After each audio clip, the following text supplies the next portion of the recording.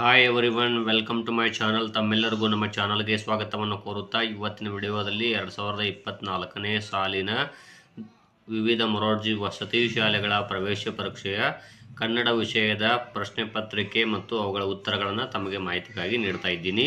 ಇನ್ನು ತಾವುಗಳು ನಮ್ಮ ಚಾನಲ್ ಫಸ್ಟ್ ಟೈಮ್ ನೋಡ್ತಾ ಇರೋರು ನಮ್ಮ ಚಾನಲನ್ನು ಸಬ್ಸ್ಕ್ರೈಬ್ ಆಗಿ ಅಂತ ತಿಳಿಸುತ್ತಾ ಓಕೆ ವಿಡಿಯೋವನ್ನು ಪ್ರಾರಂಭಿಸೋಣ. ಓಕೆ, ಇಲ್ಲಿ ಕನ್ನಡ ವಿಷಯದ ನೋಡಬಹುದು. ವಿಭಾಗ 1. ಮೊದಲನೇದಾಗಿ ಜಬರಿಸು ಪದಕ್ಕೆ ಸಮಾನಾರ್ಥಕ ಪದವೆಂದರೆ ಎ ಮುದ್ದಿಸು, ಲಾಲಿಸು, ಹೆದರಿಸು, ಪ್ರೀತಿಸು.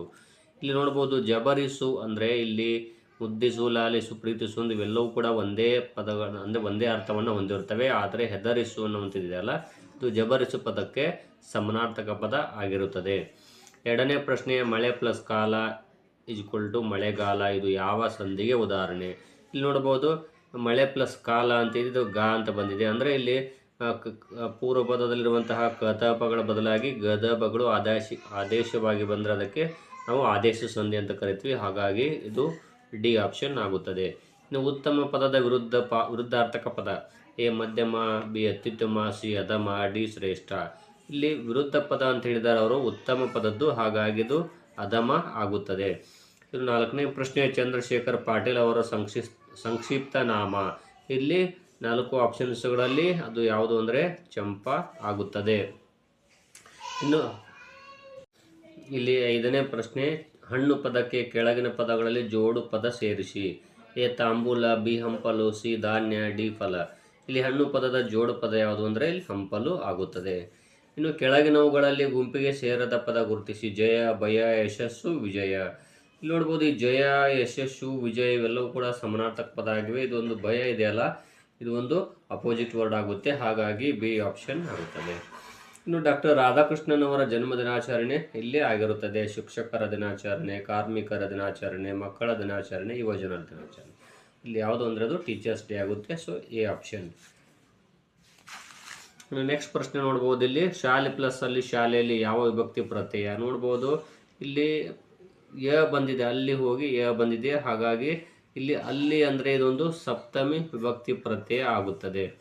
ಇಲ್ಲಿ ಸ ಪ್ಲಸ್ ರ ಪ್ಲಸ್ ವ ಪ್ಲಸ್ ರ, ಇಲ್ಲಿ ಗುಣಿತಾಕ್ಷರಗಳನ್ನು ಕೂಡಿಸಿ ಬರೆದಾಗ ನೋಡ್ಬೋದು ಸರ್ವರ. ಸೊ ಹಾಗಾಗಿ ಇಲ್ಲಿ ಸರ್ವರು. ಸ ಪ್ಲಸ್ ರ ಪ್ಲಸ್ ಓ, ವ ಪ್ಲಸ್ ಅ, ರ ಪ್ಲಸ್ ಅ, ಈ ಗುಣಿತಾಕ್ಷರಗಳನ್ನು ಕೂಡಿಸಿ ಬರೆದಾಗ ನೋಡ್ಬೋದು ಸ ರೋ ವ ರ. ಸೊ ಹಾಗಾಗಿ ಬಿ ಆಪ್ಷನ್ ಆಗುತ್ತದೆ. ಇನ್ನು ನೆಕ್ಸ್ಟ್ ಪ್ರಶ್ನೆ, ಇಲ್ಲಿ ಮನೆ ಮಾಡಿ ಮೃಗಗಳಿಗೆ ಅಂಜಿದಳೆಂತೆಯ ಪದ್ಯದ ಈ ಸಾಲನ್ನು ಪೂರ್ಣಗೊಳಿಸಿ. ನೋಡ್ಬೋದು ಇಲ್ಲಿ ಸಮುದ್ರ ತೀರದಲ್ಲಿ, ಕಣಿವೆಯಲ್ಲಿ, ಬೆಟ್ಟದ ಮೇಲೊಂದು, ಕಾಡಿನಲ್ಲಿ. ಬೆಟ್ಟದ ಮೇಲೊಂದು ಮನೆ ಮಾಡಿ ಮೃಗಗಳಿಗೆ ಅಂಜಿದಳೆಂತಯ್ಯ ಎನ್ನುವಂಥದ್ದು ಇದು ಸಿ ಆಪ್ಷನ್ ಆಗುತ್ತದೆ. ಕರ್ನಾಟಕ ಸಂಗೀತ ಪಿತಾಮಹ. ಇಲ್ಲಿ ಪುರಂದರದಾಸ, ಕನಕದಾಸ, ಕಾಳಿದಾಸ, ತ್ಯಾಗರಾಜ. ಪುರಂದರದಾಸರು ಕರ್ನಾಟಕ ಸಂಗೀತ ಪಿತಾಮಹ ಆಗಿದ್ದಾರೆ. So A option. ಕೆಳಗಿನವುಗಳಲ್ಲಿ ರೂಢನಾಮವಲ್ಲದ ಪದ ನದಿ, ಶಾಲೆ, ರಾಜ್ಯ, ಹಿಮಾಲಯ.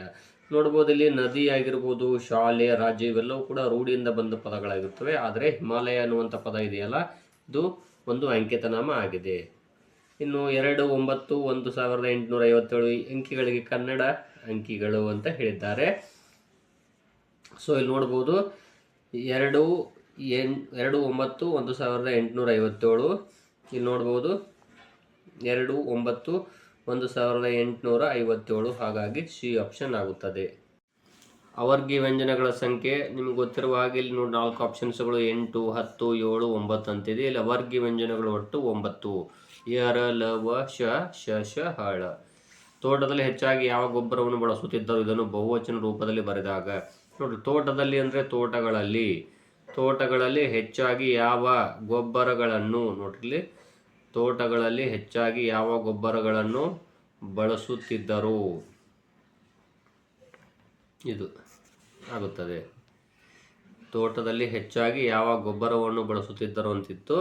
ತೋಟಗಳಲ್ಲಿ ಹೆಚ್ಚಾಗಿ ಯಾವ ಗೊಬ್ಬರಗಳನ್ನು ಬಳಸುತ್ತಿದ್ದರು, ಸಿ ಆಪ್ಷನ್ ಆಗುತ್ತದೆ. ನಾನು, ನನ್ನ ಸ್ನೇಹಿತ ಮತ್ತು ನನ್ನ ತಂದೆ ಪ್ರವಾಸಕ್ಕೆ ಹೋಗುತ್ತೇವೆ. ಈ ವಾಕ್ಯದಲ್ಲಿ ಬಳಸಬೇಕಾದ ಲೇಖನ ಚಿಹ್ನೆ ಗುರುತಿಸಿ. ಇಲ್ಲಿ ನೋಡಿರಿ ಪೂರ್ಣ ವಿರಾಮ ಈಗಾಗಲೇ ಇರುತ್ತೆ, ಹಾಗೂ ಇಲ್ಲಿ ಭಾವಸೂಚಕ ಚಿಹ್ನೆ ಆಗಿರ್ಬೋದು, ಪ್ರಶ್ನಾರ್ಥಕ ಚಿಹ್ನೆ ಬರುವುದಿಲ್ಲ. ಸೊ ಹಾಗಾಗಿ ಅಲ್ಪ ವಿರಾಮ ಆಗುತ್ತದೆ. ಇಲ್ಲಿ ನೋಡ್ಬೋದು ಜ್ಞಾನೇಶ ಕರ್ನಾಟಕ ಸಂಗೀತವನ್ನು ಹಾಡುವವನಿದ್ದಾನೆ. ಇದು ಯಾವ ಕಾಲವನ್ನು ಸೂಚಿಸುತ್ತದೆ? ವರ್ತಮಾನ ಕಾಲ, ಭೂತಕಾಲ, ಭವಿಷ್ಯತ್ ಕಾಲ, ಭೂತಕಾಲ, ವರ್ತಮಾನ ಕಾಲ, ಭೂತ ಭವಿಷ್ಯತ್ ಕಾಲ. ಇಲ್ಲಿ ಹಾಡುವವನಿದ್ದಾನೆ ಅಂದರೆ ಇದೊಂದು ಫ್ಯೂಚರ್ ಟೆನ್ಸಸ್ ಆಗುತ್ತೆ. ಹಾಗಾಗಿ ಎ ಆಪ್ಷನ್ ಭವಿಷ್ಯತ್ ಕಾಲ. ಇನ್ನು ಕೈ ಕೆಸರಾದರೆ ಇದು ಬಾಯಿ ಮೊಸರು. ಸೊ ಹಾಗಾಗಿ ಬಿ ಆಪ್ಷನ್ ಆಗುತ್ತದೆ. ಇನ್ನು ಕಡೆಯ ಪ್ರಶ್ನೆ, ಜುಟ್ಟುಂಟು ನಾರಿಯಲ್ಲ, ಕಣ್ಣುಂಟು ಮನುಷ್ಯನಲ್ಲ, ನೀರುಂಟು ಬಾವಿಯಲ್ಲ, ಹಾಗಾದರೆ ನಾನು ಯಾರು? ಈ ಒಗಟನ್ನು ಬಿಡಿಸಿ. ಎ ಜಡೆ, ಬಿ ಮಾವಿನಕಾಯಿ, ಸಿ ಬಾಳೆಗಿಡ, ಡಿ ತೆಂಗಿನಕಾಯಿ ಆನ್ಸರ್ ಆಗುತ್ತದೆ.